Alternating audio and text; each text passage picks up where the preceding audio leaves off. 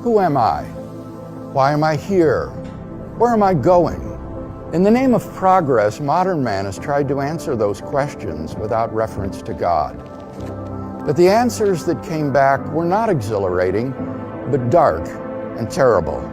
You are the accidental byproduct of nature. There is no reason for your existence. All you face is death.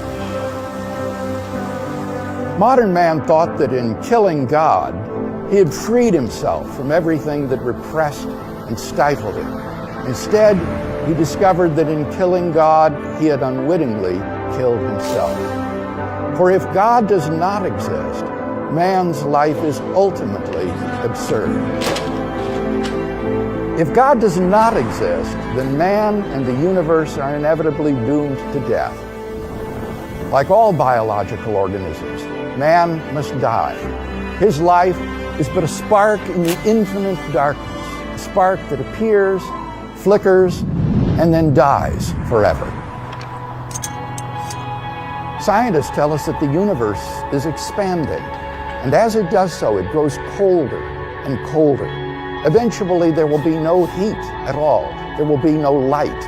There will be no life. This is not science fiction. If God does not exist, then we are inevitably doomed to extinction.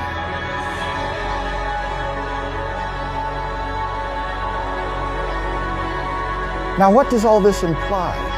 It means that life itself is absurd. It means that the life we do have is ultimately without meaning, value, or purpose.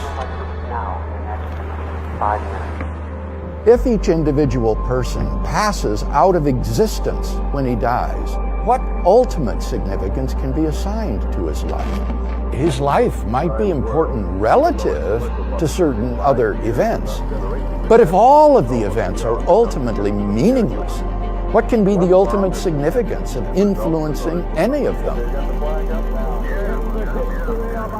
Mankind is thus no more ultimately significant than a swarm of mosquitoes, for their end is all the same.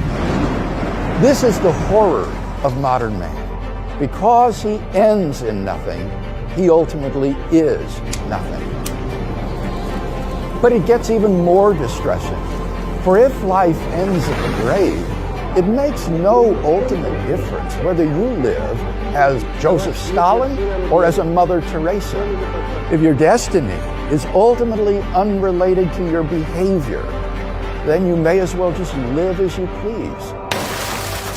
Moral values are either just expressions of personal taste or else the byproducts of biological evolution and social conditioning. Who's to say whose values are right and whose are wrong? Now think of what that means. It means that it is impossible to condemn war, oppression, or crime as evil. To kill someone or to love someone is morally equivalent. Our predicament is that it is impossible to live consistently and happily with such a worldview. The atheist philosopher Bertrand Russell held that moral values are simply expressions of personal taste. And yet Russell admitted that he could not live that way. He therefore found his own worldview, and I quote, incredible. I do not know the solution, he confessed. If death stands with open arms at the end of life's trail, then what is the goal of life? Is there no reason for life?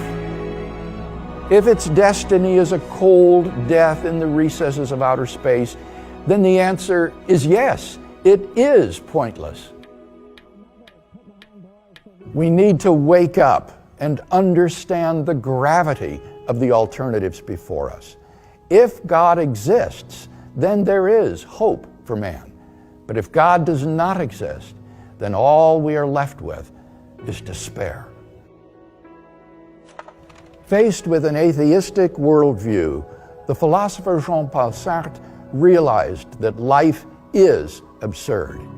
In his play, No Exit, he tragically portrayed the life of man as hell. The final words of the play might serve as an atheistic mantra. Well, let's get on with it.